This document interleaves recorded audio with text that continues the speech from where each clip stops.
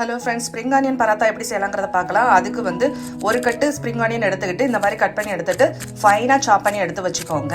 இந்த மாதிரி ஃபைனாக சாப் பண்ணி எடுத்து வச்சதை ஒரு பவுலில் சேர்த்துட்டு அதில் வந்து லேசாக வந்து உப்பு சேர்த்துட்டு அதுக்கப்புறம் கொஞ்சம் மிளகாத்தூள், கொஞ்சம் சில்லி ஃப்ளேக்ஸ், கொஞ்சம் கரம் மசாலா சேர்த்துட்டு நல்லா மிக்ஸ் பண்ணி எடுத்து வச்சுருங்க.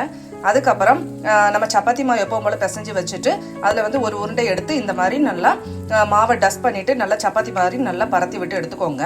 அதில் வந்து ஒரு ஸ்பூன் அளவுக்கு ஆயிலை சேர்த்துட்டு நல்லா ஸ்ப்ரெட் பண்ணி விட்டுருங்க.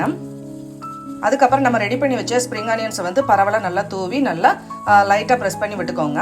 அதுக்கப்புறம் நான் காமிக்கிற மாதிரியே ஒரு பக்கம் அடிச்சுட்டு இன்னொரு பக்கம் அடிச்சுட்டு நல்லா டைட்டாக ரோல் பண்ணிவிட்டு அதுக்கப்புறம் அதையும் பாதியாக மடக்கி கத்தியை வச்சுட்டு நல்லா இடையில வந்து அந்த மாதிரி கோடு போட்டுட்டு நல்லா அந்த பராத்தா மாதிரி நல்லா தேவையான அளவுக்கு நல்லா ஸ்ப்ரெட் பண்ணி விட்டுக்கோங்க.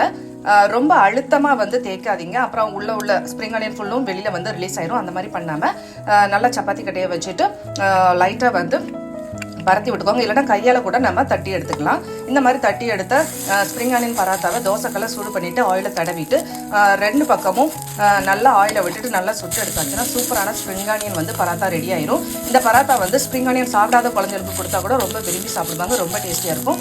இதே மாதிரியான பராத்தா நீங்களும் உங்கள் வீட்டில் செஞ்சு பாருங்கள், ரொம்ப டேஸ்டியாக இருக்கும். கண்டிப்பாக செஞ்சு பாருங்கள்.